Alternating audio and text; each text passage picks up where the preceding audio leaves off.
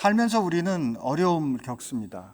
관계의 어려움, 또 예상치 못했던 어려움, 고난 이런 걸 겪어야 합니다. 그런 상황 앞에서 우리가 그 고난을 피할 수 있게 해주세요 이런 기도를 하지만, 오늘 빌레몬서는 고난을 피하는 것이 아니라 고난 가운데 어떻게 우리가 화평을 누릴 수 있는지를 가르쳐 줍니다. 오늘 이 말씀 함께 이미 읽으셨을 테지만 이 말씀 통해서 하나님께서 삶으로 누리는 화평을 가르쳐 주시기를 바랍니다. 우리 1절에 보면 그리스도 예수를 위하여 갇힌 자 된 바울과 및 형제 디모데는 이렇게 시작을 합니다. 이 그리스도 예수를 위하여 갇힌 자 된이라고 쓴 거를 보면 지금 사도 바울은 감옥에 있습니다.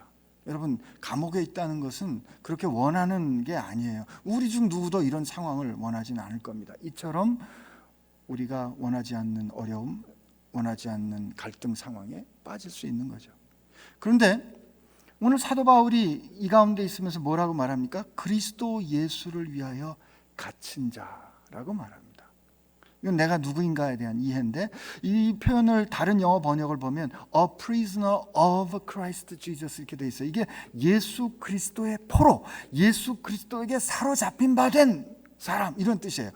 생각해보면 우리도 이런 표현 씁니다. 우리가 누군가를 이렇게 깊이 사랑할 때, 혹은 누군가와 사랑에 깊이 빠졌을 때, 나는 그에게 사로잡혔어, 나는 그대의 사랑의 포로요 라는 이런 고백을 합니다. 아주 진한 사랑의 고백이죠. 오늘 사도 바울이 자기 자신이 누구인가를 고백할 때 예수 그리스도에게 사로잡힌 바 된 사람, 혹은 예수 그리스도를 위하여 갇힌 자라고 말하는 것은, 저는 그러므로 예수님에 대한 그의 사랑의 고백이라 믿습니다. 그가 이렇게 사랑을 고백했기 때문에, 이런 사랑이 있기 때문에 지금 감옥에 있는 그 삶의 현실조차도 예수님을 향한 사랑, 그리고 예수님 때문에 살아가는 그 사랑과 화평을 누리는 거가 되는 거죠. 저는 우리 자신에게 한번 물어보고 싶어요. 우리는 지난 일주일을 살면서, 혹은 지난 한 달을 살면서 누구로 어떻게 살았는가? 나는 과연 예수님께 사로잡힌 바 된 사람으로 살고 있는가? 우리 살면서 어려운 상황에 미칠 수 있는데, 우리 살면서 생각지 않았던 갈등에 부딪힐 수 있는데, 그때 그 상황 가운데서 그 가운데 있게 된 것을 그리스도 예수를 위하여 갇힌 것이라고 우린 고백했는가? 한번 우리 자신을 돌이켜봐야 하고, 하나님께서 우리로 하여금 그렇게 고백할 수 있도록 해주신다면 오늘 뒷부분에 있는 말씀처럼 하나님 우리 아버지와 주 예수 그리스도로부터의 은혜와 평강이 우리를 통해서 그것에 임하게 될 줄로 믿습니다.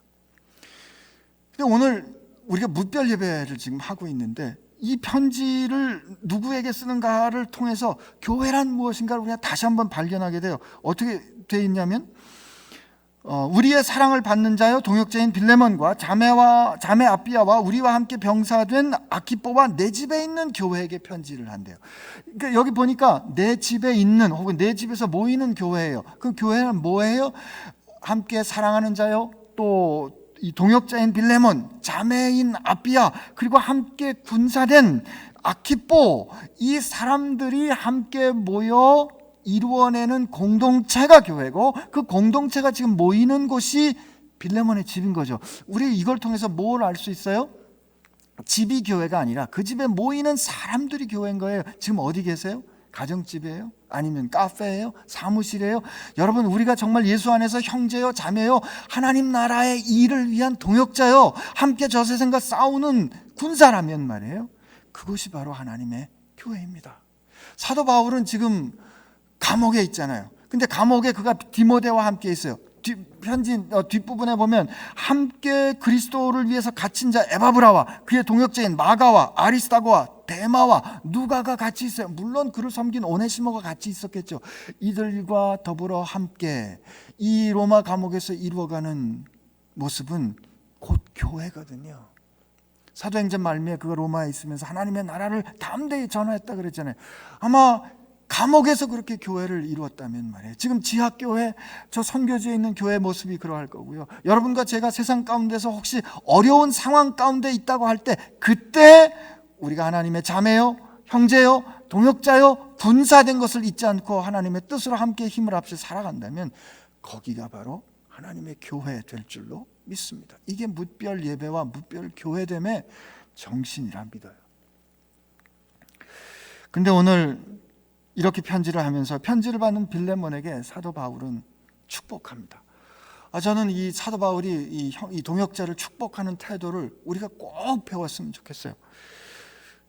그가 이렇게 말해요. 내가 항상 내 하나님께 감사하고 기도할 때 너를 말함은 주 예수 및 모든 성도에 대한 내 사랑과 믿음이 있음을 들음이니 이로써 내 믿음의 교제가 우리 가운데 있는 선을 알게 하고 그리스도께 이르도록 역사하느니라. 형제여, 성도들의 마음이 너로 말미암아 평안함을 얻었으니 내가 너의 사랑으로 많은 기쁨과 위로를 받았노라. 지금 바울이 뭐라고 말하는 거예요? 하나님 앞에 기도할 때마다 빌레몬 당신 때문에 내가 감사하고, 그리고 그렇게 당신 때문에 내가 감사하면서 너무 기쁩니다, 이렇게 말하는 거죠.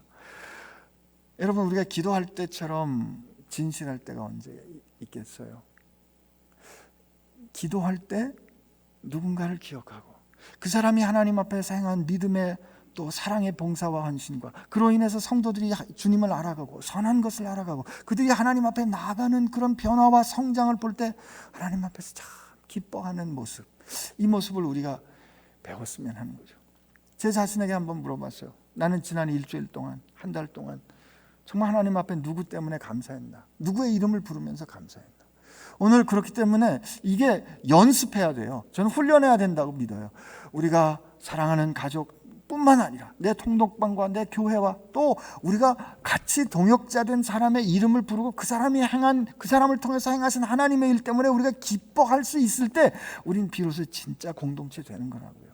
나는 저와 여러분이 그렇게 누군가를 부르며 축복할 수 있게 되기를 바랍니다.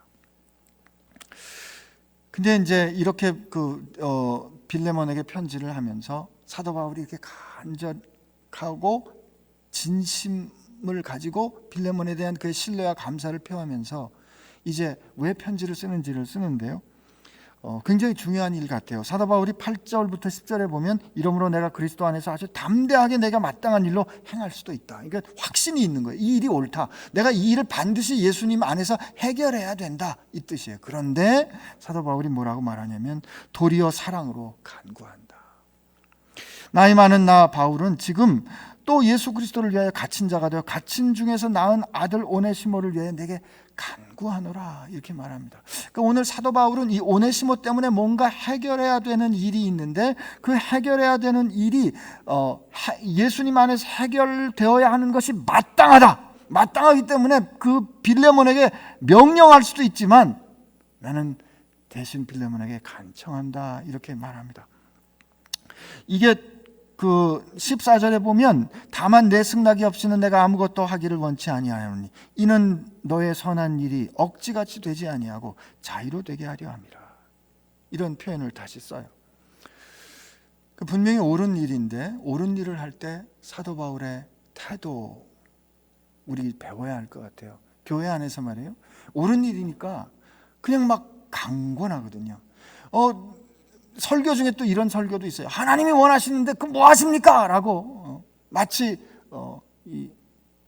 뭐라 하죠? 윽박을 지르는 것 같은 설교도 들리고요. 당신들이 그렇게 하니까 하나님이 축복을 안 주시는 거예요 라고 말하는 목사님의 설교를 듣기도 합니다. 근데 저는 오늘 이 말씀 보면서 우리 하나님 그렇게 하지 않으시는구나.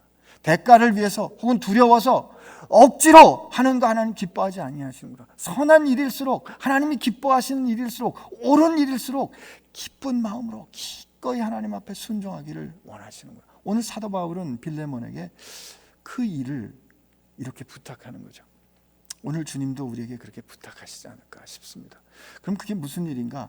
우리 이 10절부터 19절 사이에 이제 있는 일인데 제가 짧게 설명을 드리면 오네시모는 이름이 유익하다, 쓸모있다 이런 뜻이라서 이게 이 종들에게 많이 주는 이름이에요.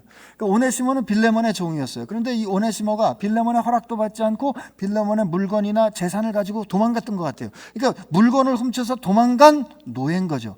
여러분, 그 당시에 노예가 도망가면 그건 사형입니다. 도망간 노예를 숨겨줘도 그거는 중죄예요. 근데 지금 오네시모가 그렇게 빌레몬을 떠나서 도망가가지고 로마에 있는 사도 바울을 만났고 감옥에 있는 사도 바울을 통해서 예수님을 알았고 그가 회심했어요. 갇힌 중에 낳은 내 아들, 이 회심했다는 거예요. 그가 새로 거듭 태어났다는 거죠.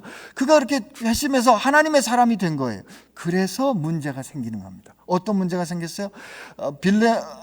빌레몬이 사도 바울을 통해서 하나님의 사람이 되었잖아요. 여기 새롭게 그로부터 도망간 오네시모라는 종이 사도 바울을 통해서 하나님의 사람이 되었어요. 그러니까 사도 바울과 오네시모는 서로 형제 자매예요. 사도 바울은 특히 그를 향해서 내 갇힌 중에 아는 내 아들이라고 말하기까지 하잖아요. 빌레몬과 사도 바울도 형제예요. 그러면 이렇게 형제라면 여러분 빌레몬과 오네시모는 어떻게 돼야 돼요?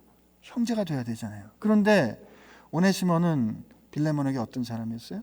빌레몬의 종이었다가 그의 물건을 가지고 도망간 죽을 죄를 지은 사람이 됐죠. 사도 바울은 지금 이 문제를 해결하는 거예요. 근데 이 문제를 해결하는 사도 바울의 모습에서 저는 우리 모습을 봅니다. 우리가 어떤 사람이었어요? 하나님이 우리를 사랑하셨는데, 하나님 우리를 사랑하셔서 우리에게 모든 걸 주셨는데, 우리는 하나님의 앞을 떠나서 하나님의 것을 가지고 마치 내 것처럼 내 마음대로 살면서 하나님 앞에 갈 수 없는, 돌이킬 수 없는 마치 도망간 노예와 같이 우린 죽을 죄를 짓고 살았잖아요. 그런데 오늘 바울이 오네시모를 빌레몬에게 돌려보내는 것처럼 사실 주님께서 우리에게 오셔가지고 주님께서 우리에게 오셔서 우리로 하나님 앞에 다시 돌아갈 수 있도록 그 길이 돼주시고 그 길을 열어주셨잖아요. 근데 이 사도 바울이 오네시모를 돌려보낸다는 뜻은 이런 거예요. 오네시모가 잘못한 거를 사도 바울이 인정한 거예요. 나중에 보면 이런 말 하잖아요. 그가 너에게 빚진 것이 있거나 뭐 잘못한 게 있으면 내가 갚겠다. 이건 오네시모가 갚아야 한다. 청산해야 된다는 거예요. 여러분 우리가 죄를 다룰 때 베드로전서 4장에 보면 사랑은 허다한 죄를 덮는다 그랬기 때문에 그 사랑은 허다한 죄를 덮는데 그러니까 죄가 있는데 죄를 그냥 모른 척하거나 그냥 조용조용 없는 일처럼 하는 거 이거 덮는 거 아니에요. 오늘 이걸 통해서 우리는 그걸 깨달을 수 있어요. 사도 바울은 오네시모의 문제에 직면합니다. 오네시모가 당시 사회 가운데 빌레몬에게 돌아가야 살아요. 근데 돌아가면 어떻게 해요? 그는 죽어야 되잖아요. 그 죽어야 되는 오네시모를 대신해서 사도 바울이 빚을 갚아주겠다 이렇게 말하잖아요. 대신 빚을 갚아주는 거죠. 여러분 대신 빚을 갚아준다? 대신 속해준다? 뭐가 생각나세요? 우리가 하나님 앞에 죄값을 치를 수 없었어요. 우린 죽을 수밖에 없었다고요. 그런데 주님께서 우리를 위하여 오셔서 우리가 치러야 될 죄값을 대신 속해주셨잖아요. 이런 걸 우리가 대속의 은혜라 그러는 거죠. 바울이 그랬어요. 바울이 다메섹 도산에서 주님 만날 때 바울은 열심히 살려고 했지만 주님을 핍박하는 사람이었다고요. 바울의 능력으로 도저히 하나님 앞에 갈 수 없는 사람이었어요. 그랬던 그가 주님의 은혜로 예수님의 그 피값으로 생명으로 하나님께 부르심을 받은 사람 됐잖아요. 복음을 핍박하던 자가 복음을 전하는 자로 거듭 태어나게 된 거에는 예수님께서 그의 죄값을 대신 갚아주신 대속의 은혜가 있었기 때문에 사도 바울이 받은 그 대속의 은혜를 오늘 오네시모를 위해서 쓰고 있는 거예요. 저는 이거를 그가 삶으로 주님 주신 화평을 누리는 모습이다 이렇게 생각합니다. 오늘 우리가 살아가는 세상이 참 많이 거칠어요. 많이 거칠고 사람들은 많이 화가 나 있고 한데 오늘 사도 바울이 이 굉장히 풀기 어려운 갈등을 풀어낼 때 그가 빌레몬에게 간청하는 이 모습 가운데 저는 우리 주님의 온유함과 겸손함을 발견합니다. 사도 바울은 그가 사도된 권위로 마땅히 명령할 수 있었어요. 그러나 오네시모의 문제를 그 값을 내가 친필로 쓰노니 그 보증 서는 거 아니에요? 오네시모를 위해서 보증을 서주잖아요. 그것처럼 마치 오네시모를 돌려보낼 때 너는 나를 대하듯 오네시모를 대해줘라고 그를 위해서 자신을 거는 이 모습과 그 모습을 빌레몬에게 설득할 때 그가 그렇게 정중하고 사랑스럽고 또 겸손하게 부탁하는 모습을 보면서 우리 교회가 세상을 향하여서 혹은 우리 교회가 하나님의 화평을 누릴 때 우리 교회가 어려운 문제를 해결할 때도 우리 가운데도 이런 모습들이 살아나기를 바랍니다. 사도 바울이 오늘 쓴 편지에 보면 여러분하고 같이 마지막으로 좀 기억하고 싶은 표현이 나오는데 그게 심장, 마음이에요.